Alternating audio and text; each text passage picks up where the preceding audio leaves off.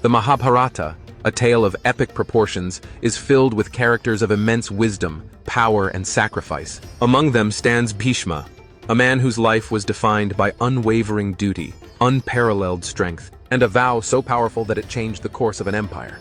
Today, we dive deep into the life of Bhishma, the grand patriarch of the Kuru dynasty, and explore the extraordinary decisions that made him one of the most revered figures in Indian mythology.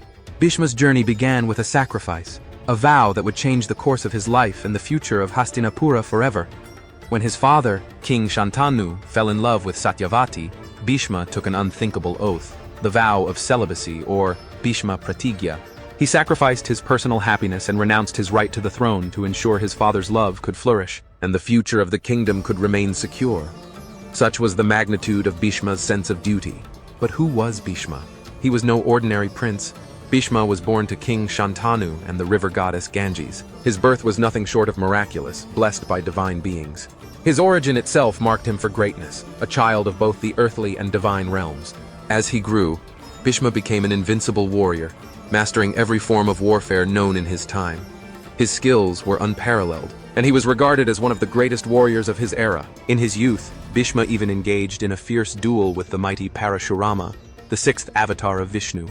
The battle ended in a stalemate, further solidifying Bhishma's reputation as an unparalleled warrior. It was said that Bhishma could not be defeated unless he chose to die, a boon that would later play a crucial role in the epic battle of Kurukshetra.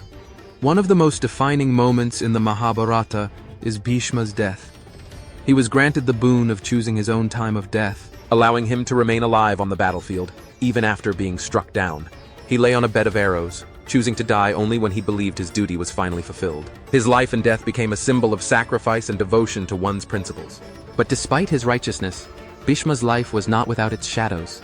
Amba, a princess whom Bhishma abducted during a Swayamvara for his half-brother, became the source of one of his greatest tragedies. After realizing that Amba was in love with another king, Bhishma set her free. However, her life was ruined as no one would marry her after the abduction. Seeking revenge, Amba asked Bhishma to marry her, but his vow of celibacy prevented him from doing so. Outraged, she sought a boon from Lord Shiva to be reborn and become the cause of Bhishma's death. She was reborn as Shikandi, and during the Kurukshetra War, it was her presence that made Bhishma lower his weapons, allowing Arjuna to strike him down.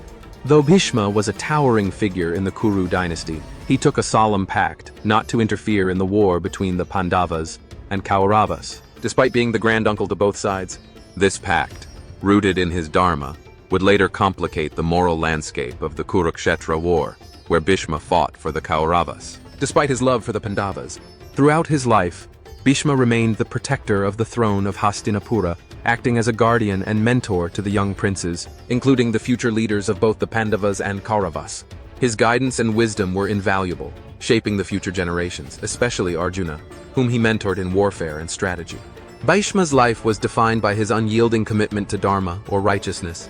Yet, during the Kurukshetra War, his actions sparked debates about the complexities of dharma. Is it always clear what is right and what is wrong in times of conflict? This internal struggle between personal beliefs and duty to the kingdom made Bhishma's story a poignant exploration of morality, especially when seen through the lens of war. But why is Bhishma referred to as Pitamaha? The term Pitamaha translates to grandfather, but in Bhishma's case it holds a deeper meaning. Bhishma was not just the grand uncle of the Pandavas and Kauravas. He was the very foundation of the Kuru dynasty, their guiding patriarch, and a figure of immense respect and authority. He was the moral compass, the protector, and the teacher, a father-like figure who watched over the dynasty for generations. Bhishma's wisdom and decisions shaped the Kuru dynasty, earning him the title of Pitamaha, the grandfather of the Kurus. Even during the most intense moments of the Mahabharata, Bhishma's counsel was sought after by the Pandavas, especially Yudhishthira, the eldest. Though Bhishma fought against them, his wisdom and knowledge were respected, reminding us of the deep familial ties and moral complexities within the Mahabharata.